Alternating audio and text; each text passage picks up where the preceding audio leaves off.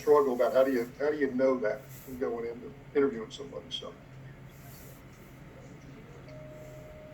other thoughts? Karen, any thoughts of yours or? I think a big piece of that is not just with the stakeholders, but also with the teachers, because a lot of the teachers didn't feel like he was accessible. Okay. And I don't know how you would make that data proven or somebody to talk about that in an interview, but I think being accessible to all staff members, which I know is impossible because it's such a big district, but with the MOU happening, we really got last-hand information a lot of the times. Right. Karen, it's great that you are here. Can I ask a question? Like, how much do you think it is the job? I mean, the superintendent needs to be the communicator in chief, right? But then with a good set of deputies, in terms of interfacing a lot with the teachers, like what should that balance be, do you think? Like how much needs to come from the superintendent? How much needs to come from assistant superintendent or curriculum specialist or whatever? I don't think just to feel comfortable. I don't think I've ever gotten an email from any of the assistant superintendents. Or any. You're getting no communication whatsoever. We get a lot from Alva, like with what's going on now. We've gotten a lot of information from Alva. If there's a snow day, was the Alva and the lady before her, I forgot her name already. Taylor Green. Taylor, but we haven't gotten, like, we were kind of left out in the dark for a lot of stuff. It's a lot of gossip. Okay, yeah, no, that's horrible. Yeah, that's not need information. This is Fred. Let me just ask a question about MOU, because I was involved in a lot of the negotiations to finalize the MOU. So what I'm hearing is the teachers weren't getting the information. Was your expectation that you would have gotten that directly from the district, or I had the impression that it was coming through your union, but apparently that wasn't happening real well. No, not at all. All right, okay. It's just something I need to keep in mind then, because I think we're going to be because I think the union was told not to share at some points. Yeah. And then things were never shared. Okay. Like in families, a lot of the families at Palmer didn't know they were closing and that was in June. Okay. Wow. So a lot of mamas were having like meltdowns in June. That's terrible. What to do with my kid? Yeah, right. Yeah, that's getting off topic a little bit. Sorry. No, that's fine. I think it's incredibly helpful. I think it just reinforces the idea that as we're going through this selection process, that one of the key, one of the key qualities, one of the key characteristics that we need to be looking for is someone who is very open and honest about communications, and that open and honest communication is a serious priority for whoever we choose as our next superintendent. I feel very strongly about that, and thank you for sharing your experiences. Well, and I think, Claire, to that point is they need to be able to communicate with an organization with 1,500 teachers and 14,000 students and I don't know how many thousand parents, and the superintendent can't do that one-on-one with everybody. Oh, no. But I get where you were going with kind of leading the question to Karen, that it's like what kind of balance should be struck in communication between superintendents versus passing it down to the next level to the lieutenants and so on and so forth. I think that's reasonable to chat with somebody during a job interview about like how they would manage the administration to help effectively pass down communications, while at the same time having them come across as authentic. You know what I mean? It's like you want to know that even though this person is the leader of their district, that they care about every single person who's in the district, and especially that they care about every single family and employee in the district is getting communication in a timely fashion. I will say, and I'm going to sing the praises of Alva and especially Mr. Greg over this whole COVID-19 crisis that we've been going through, is that in this case, at each turn, we were getting communications as soon as they were able. So I've been, as a parent, as a constituent, and as a board member, I've been really happy with how that's been going, although obviously it's been a disaster personally, lifestyle wise, but this is one way in which communication is working well, so that's been great. So let me go back to the additional. Karen wants to talk. Sorry. However, we also have to be careful with communication because urban parents don't have internet. That That's important So to a lot of understand. stuff didn't get to my families because they don't have internet access. So they didn't know school was closed until I started making phone calls. Oh, because I got a phone call, but No, I we got didn't- one. we didn't- It was last night. No, it wasn't last night. It was some evening, but I got a phone call. Yeah. So most of my families didn't know about it until I called. That's crazy. Thank you for letting me know. They got phone calls from the administration probably Sunday night. Yeah. So last night. Like, Yeah. what do? You got 5 kids, you got to go to work. Yeah. But that is an excellent point. We rely far too heavily on social media and electronic communications for getting important news out, and assuming that everybody is like tied to their phones. Although a lot of those parents, Karen, do they have phones? They have And phones, cell phones? but no data. Well, they could get texts, but a text wasn't sent out in this case. Like, I never got a text. I just got a phone call. This is Fred. Let me facilitate a little bit. A lot of good discussion, but I think we need to Here, talk we're getting off track. Sorry. performance criteria, not the one. One item I just thought I wanted to add on to desired experience was experience with referendums and being able to successfully get referendums passed. And I guess my thought on that is that it's part of public school system in the state of Delaware. And I think that needs to be considered in the consideration of anybody who wants to be a superintendent is what's their experience, proven experience, hopefully, or perceived ability to get referendums passed. Because if you want to consider somebody who's never been in Delaware, they probably never have had any experience with getting referendums passed. I don't know of many other states that have referendums like we do. So, thoughts on that, or is that a given? I agree. That's something. I mean, obviously, you can't have been the one to lead a successful referendum campaign, or we'd be looking only at a really small handset of people. But some experience with the referendum process. There's a lot of these things that are leading us to a Delaware or somebody with experience in Delaware, so a state internal candidate. But Now, is there enough internal candidates to have a good candidate? That's a valid question.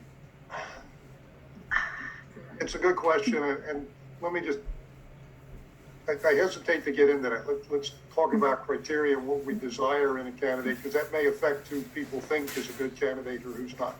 So, that's I think a topic. We could be here till 10 o'clock tonight talking about who we think. I'm sure we'll circle back around to just exactly that topic. Yeah. I'd like to go on to performance responsibilities. The first bullet is serving as chief executive officer of the school district. I think that's just a given. There's not much you can, that's part of the job. And that's in Delaware code, the board. Second bullet is formulate vision and provide strategic direction for all district administrative and instructional activities, supervised directly or through delegation, all activities of the school system in an ethical manner in accordance with the policies of the board. A lot of words there. I think the key ones to focus on are formulate vision and provide strategic direction. Be looking for comments about what people think that means. Does that mean we have a 3-year-old strategic plan that nobody's looked at, or does that mean that is a good question, because that word vision has been bandied about as something the district doesn't have, and now without leadership, it has no vision, although the board says, yes, we do have a vision, it's a strategic plan. So, yeah, you have to think about the wording on that one. Okay. I'm gonna highlight that one. There we go.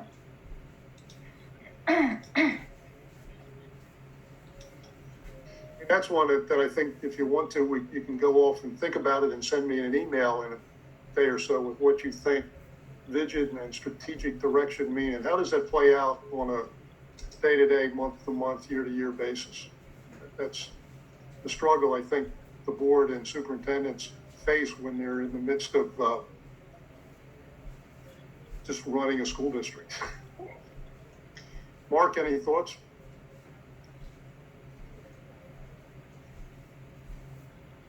You're on mute. Thank you. My thoughts are that the strategic plan for a district should connect the superintendent and the board together at the hip. Everything that, not everything, but almost everything that the board and the superintendent are working on and doing should either directly or indirectly be tied to the district success plan or strategic plan. And so it is a very important document. It should be fluid. It should be relevant. It should be timely. It is not uncommon for districts to develop strategic plans and then put them on a shelf. I think you'll find that the highest performing districts don't do that. That they are very easily accessible to their community, that they are easily understood, and that there's like a report card that's holding the superintendent and the board accountable to that plan. So that's one point I would make. And then, I think in this sort of area of questioning, you're looking for something that the superintendent would articulate about that relationship with the strategic plan and them working with the board. But I would say almost important too is their ability to work with an executive team who's responsible for then going out and delivering on the facets of that plan, because it of course can't be the work of one person. And in fact, on your executive team, it's probably the superintendent that deals directly with the tenets of the success plan the least. It's the person who heads up facilities, head of curriculum and instruction, your chief financial officer. The superintendent's responsibility is to work with all of them and know enough to be able to know what's happening in real time and communicate clearly, timely, and effectively with the board. And then when needed, bring those people in to meet with the board when they get more detailed with questions about a particular curriculum adoption or a funding issue or so on. So within that area of questioning, I think you're looking for two things: how it all ties those two together, meaning the superintendent and the board. And then the second thing you're looking for in that answer has to do with their ability to work with in this district, which is pretty large. I would imagine probably an 8 to 12 person executive team. How they manage those people and hold them accountable for deliverables. Yeah, so Mark, I think you bring up a good point there, that strategic plan is a significant part of it, but also how well the superintendent works through and with their direct reports, their executive team, to implement things in the district. Because in a district as big as we are, the superintendent can't interface directly with principals, and they can meet with them, but you got to work through people, because if you try to do all of that directly, you'll never get all of it done. So it just doesn't work. So. Okay, good. So that's a good point. Other thoughts on that? Or people can email them to me as you think about it. My experience is when we go through these meetings, as soon as we hang up, we'll think of 3 things you want to think about, and quickly write them down, make notes, and when you think about those other things at 3 o'clock tomorrow morning, when you wake up, send me an email and I'll put this stuff together next day. The next bullet was to develop educational goals and objectives for the district. I think that's pretty straightforward. Typically is quantifiable and improved performance and that kind of stuff. Next one is prepare and deliver written and oral presentations to the Board of Education, district personnel, parents, and community groups. Prepare relevant statutory reports and recommendations.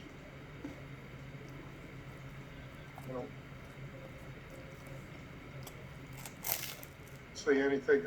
I think one thing that, just a thought for the board that we need to do, expect in a monthly superintendent's report for public meetings, so that we're hearing what we need to hear, and it's relevant to us and the public.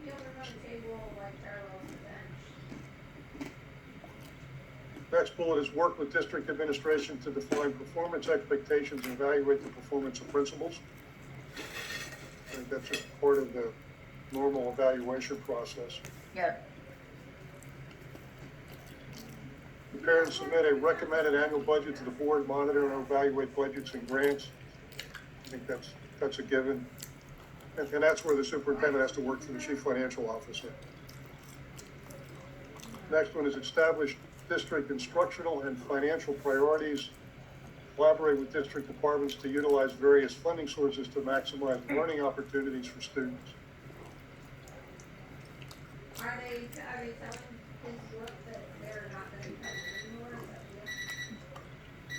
Next one is represent the district in activities associated with the Reading Consortium. And they spelled it wrong. Reading's got 2 D's in it. I think originally, a couple years ago, this would have said WEIC, now says Reading. And clearly that's something that Christina and Brandywine and Colonial and Red Clay aren't going to get away from. So it's there. And the last bullet, work collaboratively with the Delaware Department of Education, elected officials at every level, and other education and business leaders on initiatives and development activities related to district vision and goals. That's a big one. Thoughts on that? I think that's important. I think that's an important component of being able to effectively communicate, not just inside the district, but also outside the district. Because the district doesn't operate in a vacuum. Yeah, I think that one's pretty straightforward. I have a question. Going back up, we have work with district administration to define performance expectations and evaluate the performance of principals. Where in this responsibilities list do we talk about defining performance expectations and performance evaluations for district staff? We'll add that in. And actually, that's somewhat different in that the superintendent has to do the evaluation of his or her direct reports. Is that who you're talking about? Yeah. Executive team? Okay. Right. All right. But it needs to be documented, Yeah. right? So that's something that the board should know, what those expectations and performance appraisals are. Okay. Would that include like Eden staff, or would that just include like assistant superintendents, or what does that? I don't know. I mean, again, I'm not on the inside, and I'm just an outside person. But I'm guessing that HR would do it below a certain level. So, HR has to run the project. yeah, I don't know exactly who has authority for which one, but I do know, or I understand that there's like principals and teachers are like evaluated and assessed and evaluated and assessed, but none of the district staff is. They are, So but that has to be corrected. they Well, are. okay, So Yeah, they they're all should. evaluated in accordance with state DOE process. My thought is that the superintendent needs to do the performance evaluations of the people who report to him or her. For example, assistant superintendents, senior directors, the director of maintenance and facilities, the head of cafeteria program, and then where there are lower level people above the principal level, it just works up and down through the organization. Mark, your Right. thoughts? Yeah. Again, I'm just going to use myself as an example. I was responsible for evaluating my 2 assistant superintendents and 2 administrative assistants. That's all. However, I was working very closely with our HR director and those 2 assistant superintendents to ensure that everyone at district office was appropriately being evaluated. So I think that the superintendent is, of course, directly responsible for a handful of people, but they are also indirectly responsible for everyone in the district, starting with folks at district office. And she or he will need to work closely with at least the HR director and probably a few other key people to ensure that everyone is being equitably treated in regard to accountability through evaluations. And that sounds sort of like a political answer, but I really mean like that. The superintendent can't evaluate a lot of people, obviously, right? So they have a couple of people or a handful, and then they're meeting with folks to ensure, hey, everything's being done following Delaware code and DPAS, et cetera.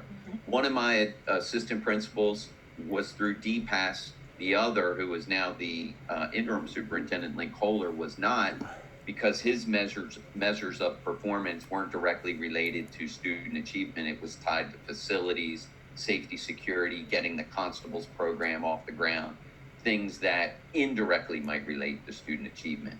So the superintendent has to see it from afar, if you would, on some of this. But I think it's also the superintendent has to make sure that there's a evaluation process that's being implemented and does what it's supposed to do to determine good or poor performance correctly, so that you know where your good performers are and where your poor performers are. It can help them improve. Right. Yeah. Hey Frank, quickly, this is Alva. I see Naveed also joined the meeting. Yeah. And if someone else, I'm not sure. We just want to make sure we get appropriate notes. Jay Key, I'm not sure the name of that person.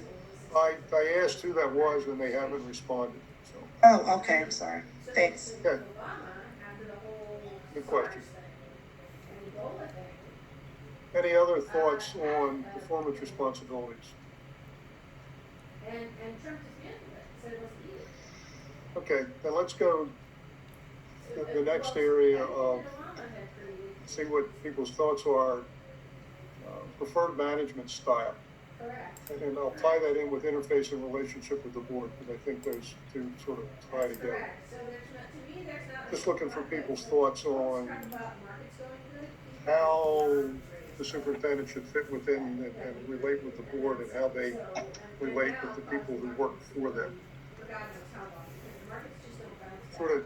To stimulate some thought, let me give you a couple different examples of how I've seen superintendents in different districts work. One example would be you hire a superintendent, the superintendent says, I'm here to run the district and I'm going to tell everybody what to do. And board, your job is when I come to you and ask for approval, you tell me yes, and you won't question, because I know what I'm doing. One stop. I'm not saying I like it, I'm just using that as an example. Another one would be where the superintendent works collaboratively through people and gets people involved with the decision-making process, including the board. So when you go through decision-making processes, nobody is ever surprised about where you are in the process. And then there's other aspects in between. So I'm just looking for, or you even could get to the point that the superintendent says, I don't know what to do because board hasn't told me. I've seen those as examples that don't work real well, because they're constantly looking for direction from the board, looking for input from the superintendent. Nobody gets anything done. So thoughts on those areas on management style, dealing with their employees, interface relationship with the board.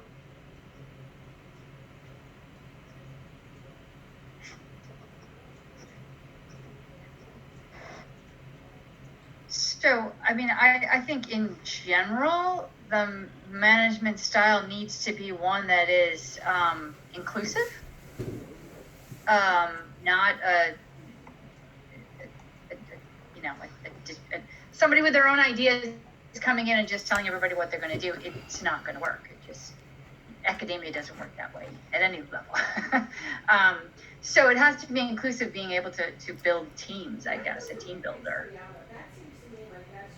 from inside the district. And in terms of relationship with the board, I would really welcome Mark's thoughts on this, but Yeah. my feeling is that our district has struggled for as long as it has is because we've had a board that has confused its role of sort of governance with hands-on administrative stuff. They get too involved. So I think setting that relationship out now is really important, but the superintendent is the key administrator and the board is the policy entity.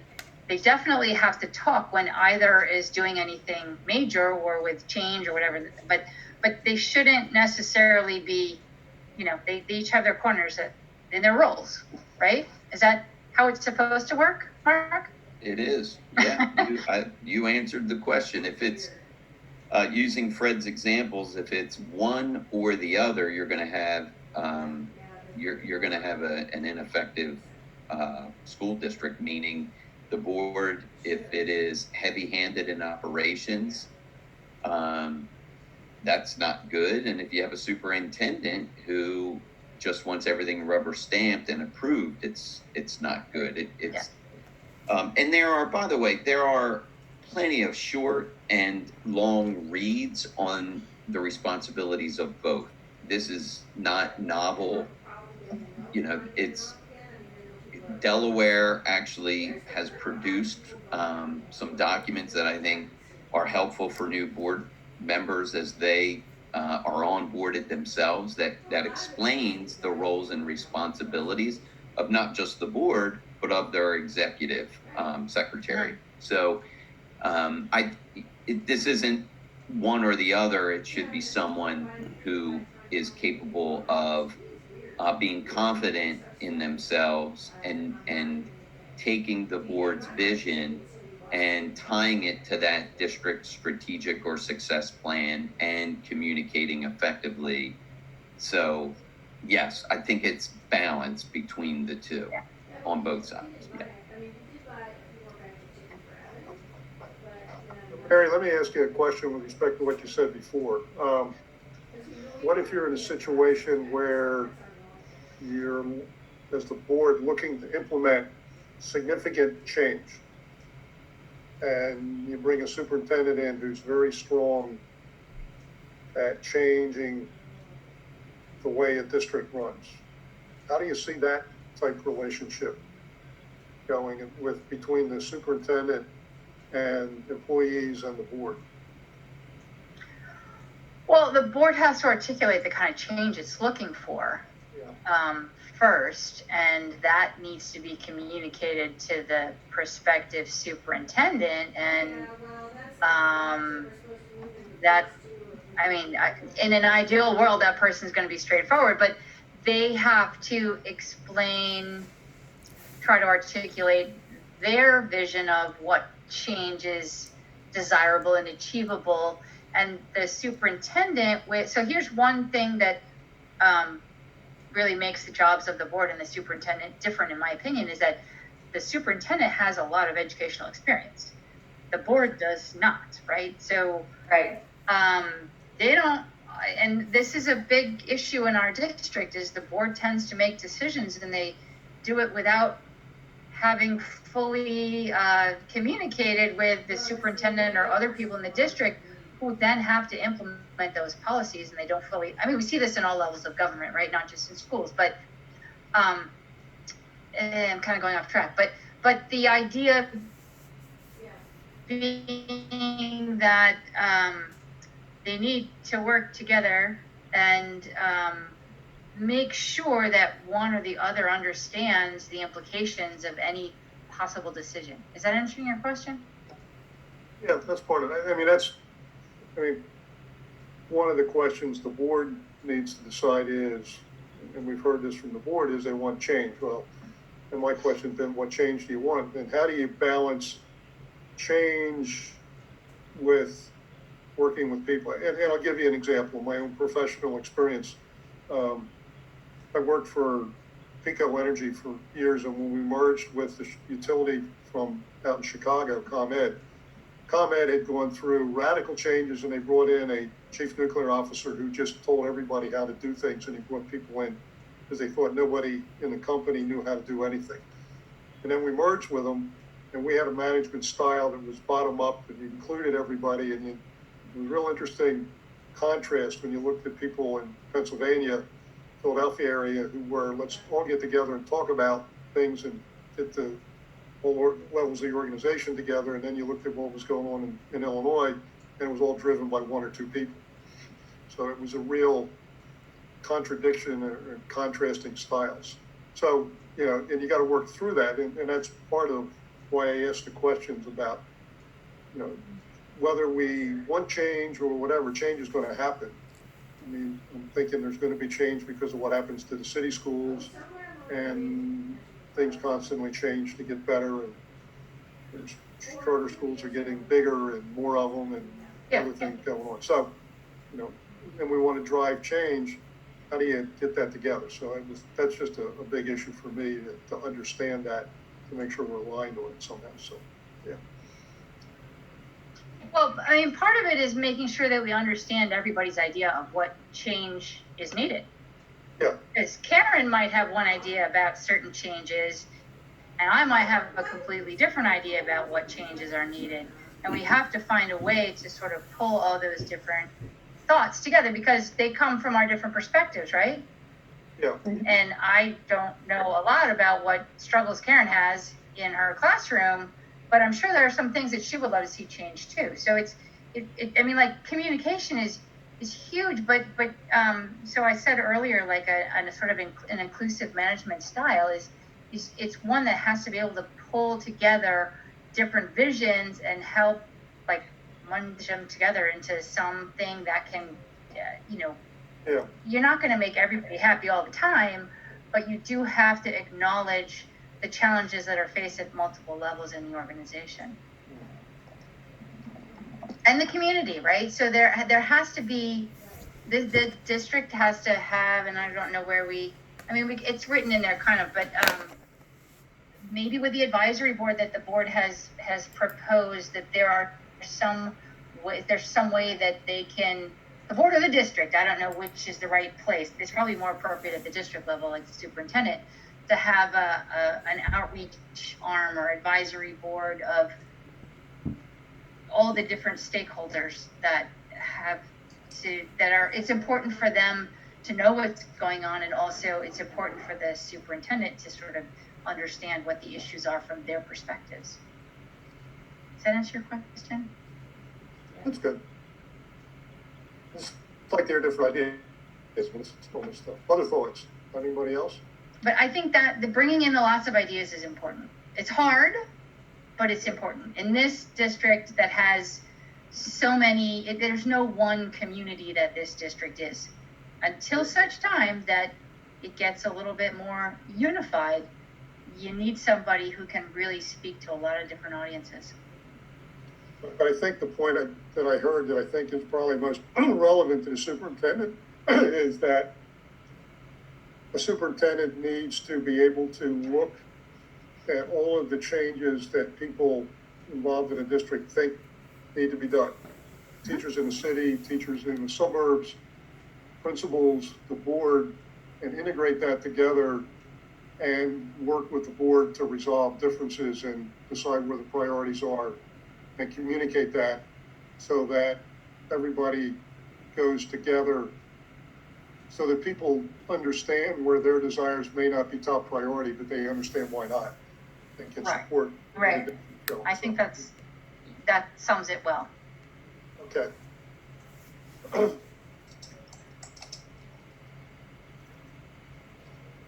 Other thoughts? Okay. How about decision-making style? I'll give you a couple examples. Authoritative and collaborative, in two simple words. Thoughts, which is better? Collaborative. From my perspective, I don't know if other people feel that way.